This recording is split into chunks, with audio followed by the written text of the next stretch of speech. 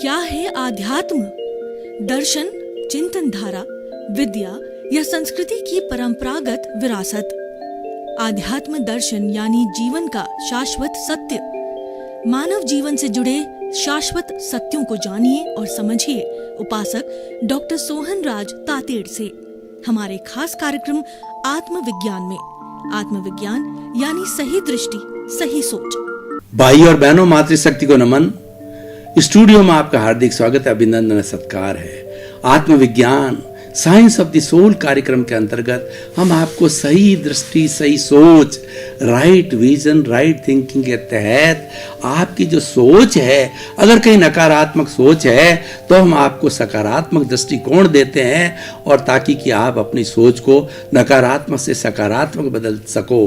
क्योंकि हमारा आत्मविज्ञान कार्यक्रम के केंद्र के अंदर आत्मा है। हर बात आत्मा को केंद्र में रख के की जाती है, इसलिए प्रामाणिक होती है और इसकी आज्ञा से की जाती है। जो कुछ भी हमें प्राप्त हो रहा है वो भीतर से गोभी के पत्ते में पत्ता, पत्ते में पत्ता, उसी तरह से जो आत्मा का अनुभव भीतर से मिल रहा है, बिना किसी किताब का सहारा लिए, बिना कोई रट करके, बिना कोई सूत्र को करके, उसकी व्याख्या करके, भीतर से सीधा सीधा क्या आ रहा है वो आत्मा सब में है, वो प्रभु आप सब में है। वो भीतर की बात को हम आप तक भेजते हैं। किसी की आत्मा सक्रिय होती है, वो ज्ञान देती है, और किसी की आत्मा निष्क्रिय होती है, उसको हम हर आत्मा को सक्रिय बनाना चाहते हैं। इसीलिए आत्मविज्ञान कार्यक्रम को आपको देते हैं, और ये सारा कार्यक्रम नए नए एपिसोड्स के माध्यम से दिया जाता है।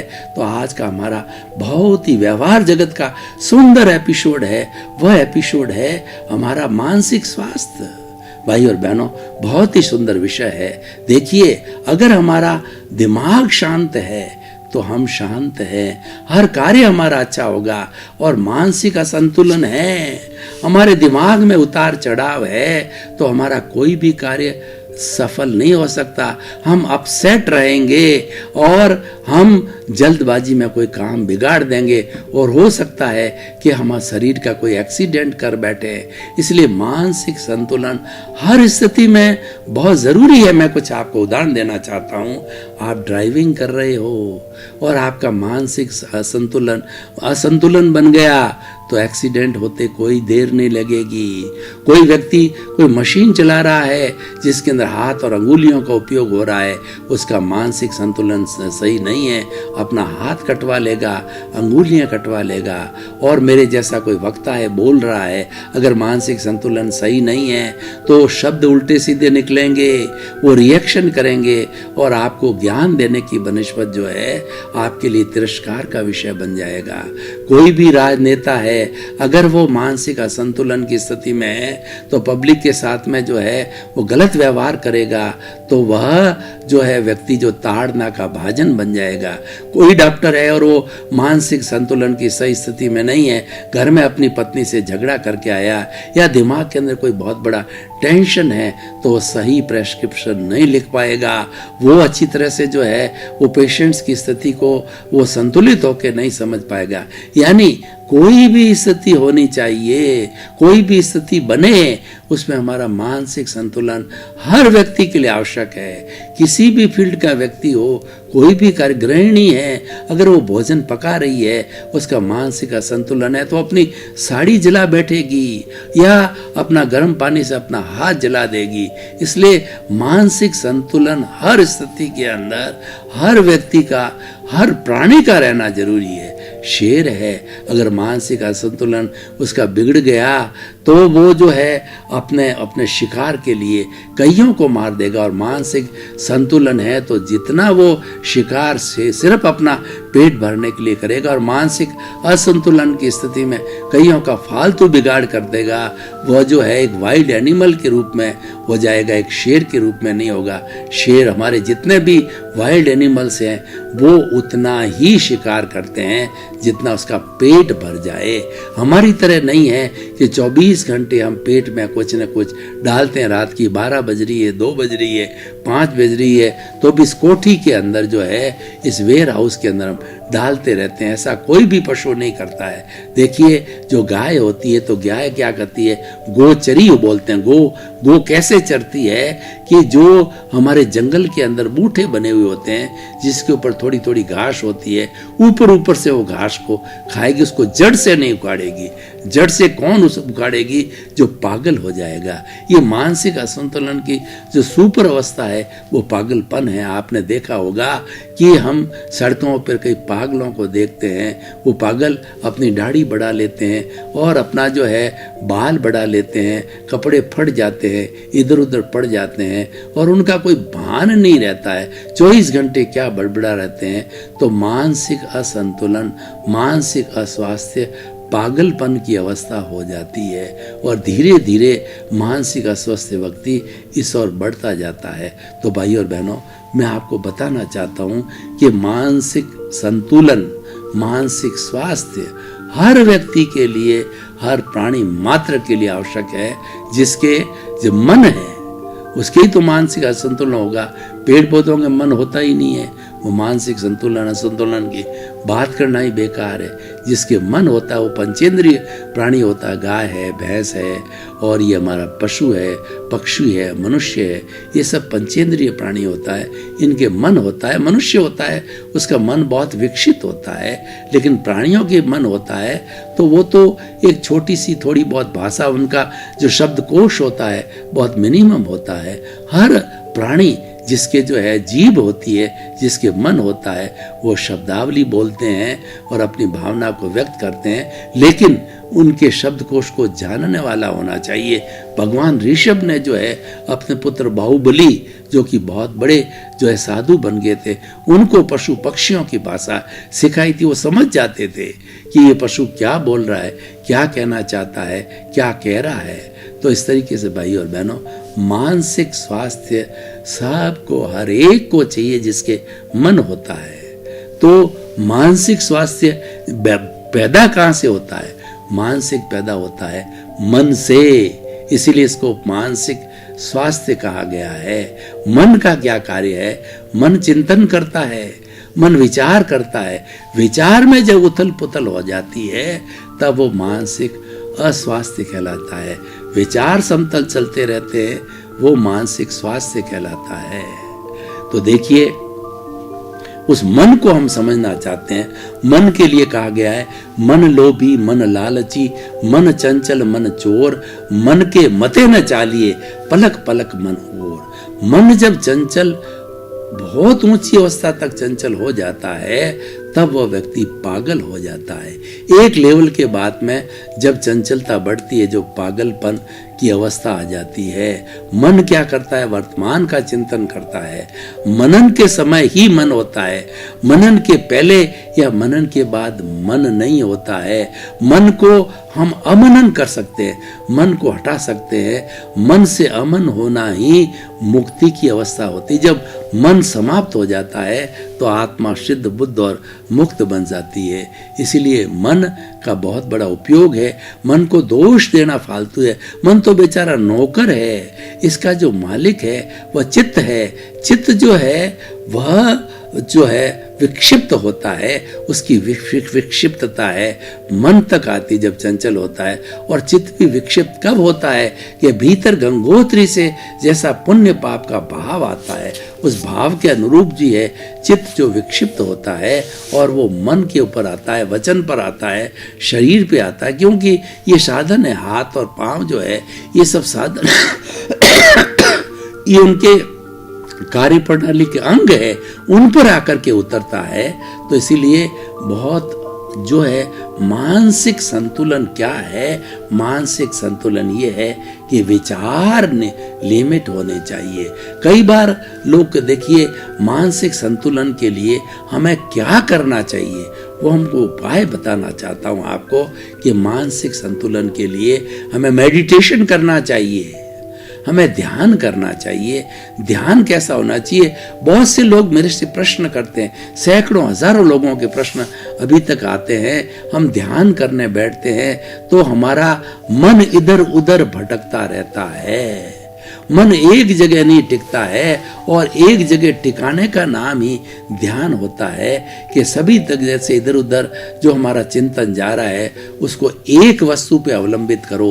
सालंबन ध्यान करो या निरालंबन ध्यान करो। सालंबन ध्यान में हम एक स्थान पे चित्त को टिकाते हैं, चाहे हमारे ईश्वर का चित्र हो, चाहे हमारे गुरु का चित्र हो, चाहे किसी को, उसको आलंबन मान करके और सारे ध्यान को उसके ऊपर जो हम टिकाते हैं वो हमारा आलंबन ध्यान होता है। सालंबन ध्यान, निरालंबन ध्यान में हम सिर्फ आत्मा के अमूर्त चिंतन को करते हैं, जिसके अंदर जो है कोई भी कोई किसी आलंबन की आवश्यकता नहीं होती है। आत्मा जो है वो अमूर्त होती है। उस आत्मा के गुणों की जो है व्याख्या करना, उसमें लीन होना, आत्मलीन होना, ये निरालंबन ध्यान कहलाता है। तो भाई और बहनों, जो प्रश्न करते हैं कि हमारा मन टिकता नहीं है, तो उनको जो है मैं एक हर बार यही उनको जवाब देता हूं कि आप मन को पकड़िए मत। मन क्यों भागता है कि हम बच्चे की तरह पकड़ते हैं।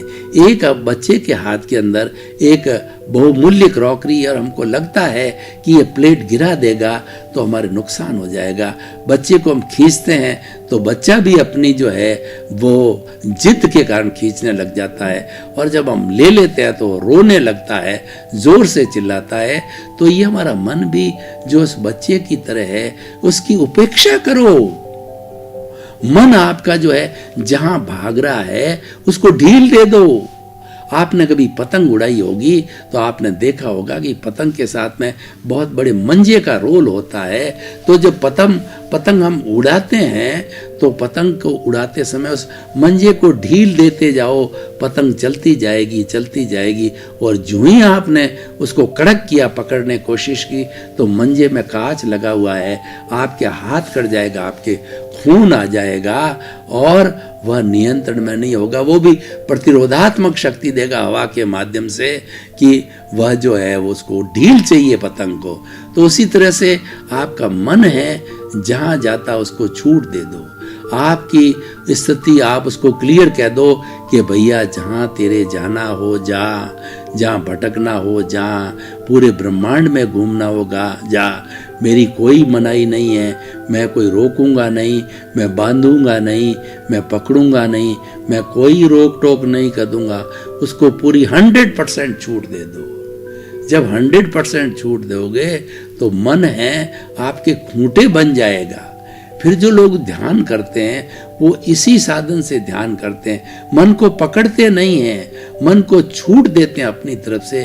और जा जहाँ तू जा रहा है, अमेरिका जा रहा है, घर में जा रहा है, चाहे तुम बुरी जगह जा रहा है, विश्यालय में जा रहा है, गंदगी में जा रहा है, अच्छाई में जा रहा है, मंदिर में जा रहा है, जहाँ भी भटकना हो, जाना हो, तू तेरे भटकता रहे। मैं तो मेरे जो है वो ध्यान में मग्न बैठा हूँ, उसको अलग मानो, उसकी उपेक्षा करो, उस विचारों के साथ जुड़ो मत, विचारों को बाईपास करो। जो विचार आ रहे हैं उनके साथ जुड़ते हैं, उनको बांधते हैं, तब हमारा मानसिक अस्वास्थ्य होता है और सारा भुगतान विचारों के द्वारा होगा। पूर्व जन्म के अंदर जो भी हम फिल्म लेके आए हैं, जो भी भुगतान हम लेकर के आए हैं, वो सारा भुगतान विचारों के द्वारा होता है। विचारों को बाईपास करना सीखो, विचारों को पकड़ो मत। जो ही आपने विचारों को पकड़ा त्यों ही आपका मानसिक असंतुलन हो जाएगा और मानसिक असंतुलन आपका सिर भारी पड़ जाएगा और आपको ऐसा लगेगा कि मेरा सिर फट रहा है, माइग्रेन टाइप हो। जब हम विचारों को पकड़ते हैं, विचारों के साथ में प्रतिरोध करते हैं, तब जाकर के माइग्रेन होता है, तब जाकर के जो है ये जितनी भी मानसिक बीमारियां होती है, जो है वो सारी जो होती है इस मन को पकड़ने से होती है। इस मन को पकड़ो मत, इस मन को ढील दे दो, इसको मन को विचारों को बाईपास करो। जो विचारों को बाईपास करोगे तो कोई भी मानसिक बीमारी जो है आपको बहुत बड़ी बड़ी माइग्रेन, क्या अभी तो इतनी बड़ी बड़ी मानसिक बीमारियों को जो है तहकीकात के साइकेट्रिक होते हैं, उन्होंने मानसिक बीमारियों को पकड़ना चालू किया और वो भी यही कहते हैं मन को पकड़ो मत, मन को ढीला छोड़ दो, वही बात मैं कहना चाहता हूँ। अच्छा से अच्छा साइट्रिक होगा, वही कहेगा जो विचार आ रहा है बाईपास करो, बाईपास करो। हम पकड़ने लग जाते हैं तो पागल बन जाते हैं, क्योंकि विचार तो बंदर है। और कैसा बंदर है? बिच्छू काटा हुआ बंदर है। एक बिच्छू काटे हुआ बंदर होगा, वो शैतान हो जाता है। वो 1 मिनट में कितनी गतिविधियां करने लग, उछल देगा, कूदेगा, तोड़ेगा, फोड़ेगा। तो मन भी वैसा ही है। मन तो 1 सेकंड में अमेरिका चला जाएगा। मन तो 1 सेकंड के अंदर जो पाताल में चला जाएगा, एक देवलोक के अंदर चला जाएगा, नरक में चला जाएगा। मन का काम ही गति करना। मन की इतनी गति है जो कि हमारी प्रकाश की गति से भी ज्यादा है, हमारे जो है ध्वनि की गति से भी ज्यादा है। इसलिए इसको पकड़ना नहीं चाहिए। कैसे पकड़ोगे? इसको पकड़ना मूर्खता है, और इसको पकड़ने से ही हमारा मानसिक स्वास्थ्य और सारी मानसिक बीमारी, इसको बाईपास करना सीखो। और देखिए, अब मैं बाईपास करने की तो आपको बात कह देता हूं, लेकिन होगा कैसे? डॉक्टर ने जो है बता दिया कि ये दवाई ले लो, और उस दवाई को अगर गले के नीचे नहीं उतारा, टैबलेट को, कैप्सूल को, तो वो दवाई जो है वो गले के नीचे उतरनी चाहिए, पानी के साथ, दूध के चाय के साथ। जब वो नीचे उतरेगी तब हमारे ब्लड में घुलेगी, और ब्लड में घुल करके वो कुछ देगी। मैं आपको उदाहरण देना चाहता हूँ कि जितने भी जो है हमारी ये जो है वो पेन किलर्स है, उनकी क्या स्थिति। मान लीजिए मेरे घुटने के अंदर पेन हो गया, तो मैंने डॉक्टर की एडवाइस से पेन किलर मुंह में डाला और पानी के साथ लिया, तो देखिए 60 खरब कोशिकाएं हैं। वो होमोसिस्टिक सिस्टम से पूरे शरीर को स्वस्थ रखती है, मानसिक स्वास्थ्य रखती है, और हमारा जो शारीरिक स्वास्थ्य रखती है, इमोशनल हेल्थ रखती है, हमारा सोशल हेल्थ रखती है, हमारा स्पीच और हेल्थ रखती है। सारी कोशिकाओं का, शरीर का बहुत बड़ा योगदान है। तो अब देखिए कि घुटने में दर्द है, तो धीरे धीरे ब्लड के साथ में पेन किलर जाएगा, तो जितने शरीर में कोशिकाएं उसमें रिसेप्टर्स होते हैं, उसके मुंह होते हैं। जब उसको खुराक लेनी होती और जो आवश्यक खुराक है तब लेते हैं, वरना मुंह को बंद रखते हैं। अब पेन किलर का क्या है? तो सारे शरीर के अंदर ब्लड के साथ में वो मेडिसिन घूम के आ जाएगी, और जहां पेन होगा वहां की कोशिकाओं के रिसेप्टर खुलेंगे, और वो सारी मेडिसिन को, पेन किलर को भीतर ले लेंगे, और कुछ ही मिनटों के अंदर चारों तरफ जो फैल जाएगा वो पेन किलर जो है, और उस जगह को, उस घुटने को, दर्द को, जहां भी दांत का दर्द है, घुटने का दर्द है, या जिस भी हमारे कोहलू का दर्द है, जहां भी दर्द है, उसी जगह के जो है हमारी जो कोशिकाएं, रिसेप्टर्स को लेंगे और उसको लेंगे, और उसको लेकर के पेन को रिलीफ दे देते हैं। इसीलिए इसका नाम होता है। और कितना बड़ा सुंदर सिस्टम है। हर कोशिका उसको नहीं लेती है, हर कोशिका को लेगेगी तो वो जहर बन जाएगा।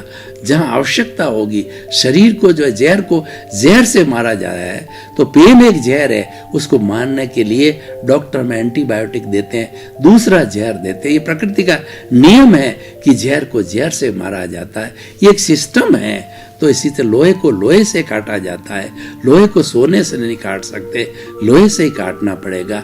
तो ये पूरा एक सिस्टम है जो ये उपयोग किया। तो हम मानसिक स्वास्थ्य की बात कर रहे थे। मानसिक स्वास्थ्य के अंदर श्वास बड़ा साथी है। इसको, मानसिक स्वास्थ्य को बनाए रखने के लिए श्वास की, देखिए इमोशनल हेल्थ जब डिस्टर्ब होती है तब मानसिक अस्वास्थ्य आता है। मानसिक अस्वास्थ्य आता है क्रोध से, आता है अहंकार से, आता है माया से, आता है लोभ से, आता है ईर्ष्या से, आता है घृणा से आ सकता है। और दूसरा, हमारे जितने भी ये भोग विलास की कामुकता है, हमारी वासना है, उनसे आता है। वासना का जीवन जीने वाला व्यक्ति, इंटरकोर्स करने वाला व्यक्ति है, उसका 1 मिनट में 50-50, 60-60 तक स्वास्थ्य चले जाते हैं। और व्यक्ति क्रोधी होता है, 50-50, 60-60, उसका हार्ट फेल हो जाता है, उसका ब्रेन फेल हो जाता है। ये ज्यादा श्वास की संख्या घटती है तब ब्रेन हेमरेज होता है, तब लकवा मारता है, और तब जो है व्यक्ति जाकर के अस्वस्थ होता है। और श्वास नॉर्मल 1 मिनट में अगर व्यक्ति 16 श्वास लेता है तो वह नॉर्मल स्वास्थ्य वाला होता है, नॉर्मल मानसिक स्वास्थ्य होता है और वो मेंटेन रहता है। और अच्छा स्वास्थ्य मानसिक रूप से सेटल करना चाहते हो तो श्वास को थोड़ा लंबा कीजिए प्रैक्टिस करके, और श्वास को जो है वो लंबा खींचिए, लंबा लीजिए। तो जो श्वास की संख्या, एक स्ट्रोक होता है इनहेल और एक्सेल, वह एक श्वास कहलाता है। दोनों स्ट्रोक मिलके एक श्वास कहलाता है। घड़ी लेकर के बैठिए, वो 16 से रिड्यूस होकर के 14 होते हैं, 12 होते हैं, 10 होते हैं, 8 होते हैं। तो आपके विचारों के अंदर कोई द्वंद्व नहीं रहेगा, विचारों में कोई उथल पुथल नहीं आएगी और मानसिक रूप से आप हर क्षण संतुलित रहेंगे। कोई भी इसके फायदे क्या है? मानसिक स्वास्थ्य के सबसे बड़े फायदे हैं कि जो भी आप निर्णय लेंगे वह निर्णय बहुत जो है बैलेंस्ड निर्णय होगा। वो ऐसा निर्णय नहीं होगा, किसी को दुख देने वाला नहीं होगा, वो क्रोध से भरा हुआ नहीं होगा, वो अहंकार से भरा हुआ नहीं होगा, वो लोभ से नहीं भरा हुआ होगा, वो माया से नहीं भरा होगा।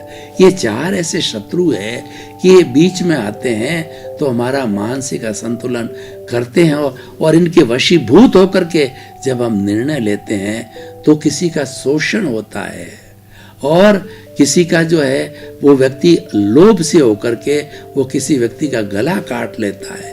यानी वह व्यक्ति वो जो है कूड़ कपटाई करता है, वह लोग जो है अपराधी लोग सारे होते हैं, वो सारा ऐसा काम वो लोभ की प्रवृत्ति से करते हैं। और वो लोभ की प्रवृत्ति से क्या करते हैं कि अच्छी दवाइयों में खराब दवाइयाँ मिला देते हैं, भोजन होता है उसमें विषाक्त चीज़ें मिला लेते हैं, मसालों के अंदर गंदी चीज़ मिलाते हैं, हर खाने की पानी को प्रदूषित कर देते हैं, शराब को प्रदूषित कर देते हैं। और हम देखते हैं कि लौट का लौट व्यक्ति जो है फूड पॉइजनिंग हो जाता है, लौट के लौट लगती मरते हैं, मसाले खराब हो जाते हैं, भोजन के अंदर चीज़ गलत डाल दी जाती है। तो ये सारा कार्य जो है लोभ के वशीभूत होकर के व्यक्ति करता है और वह मानसिक असंतुलन की अवस्था, वो मानसिक अस्वस्थ लोग होते हैं। मानसिक स्वस्थ वाले व्यक्ति कभी किसी को धोखा नहीं देते। क्यों धोखा देंगे? वो तो ये समझेंगे कि मुझे मानसिक प्रसन्नता रहनी चाहिए। मानसिक प्रसन्नता दूसरे को सुख देने से मिलती है। ये प्रकृति का नियम है कि जो दूसरे के आंसू पहुंचता है उसके ईश्वर कभी आंसू नहीं आने देते। वो व्यक्ति कभी मानसिक असंतुलन में नहीं जाएगा। भाई और बहनों, आपका बहुत बहुत धन्यवाद। आप हमारा आत्मविज्ञान कार्यक्रम बराबर देख रहे हो, देखते रहिए। इसमें ऐसी सुंदर सुंदर बातें, उपदेश, टिप्स, सूत्र आपको मिलेंगे जो कि आपका व्यवहारिक जगत भी अच्छा करेगा और आपके निश्चित जगत को भी अच्छा करके आपको मुक्ति दिलाएगा। हमारा आत्मविज्ञान कार्यक्रम में ये व्यवहार और निश्चय जगत के संतुलन में विश्वास करता है। दोनों जगत अच्छे बनने चाहिए, क्योंकि हमारा उद्देश्य है कि जो है लोगों का जगत कल्याण हो, लोगों का सुख मिले, शांति मिले, आनंद मिले, प्रेम मिले और लोगों को सब सिद्ध बुद्ध मुक्त बने। उसी क्रम में आपके प्रति मंगल भाव। आत्मविज्ञान में आत्मविज्ञान यानी सही दृष्टि, सही सोच।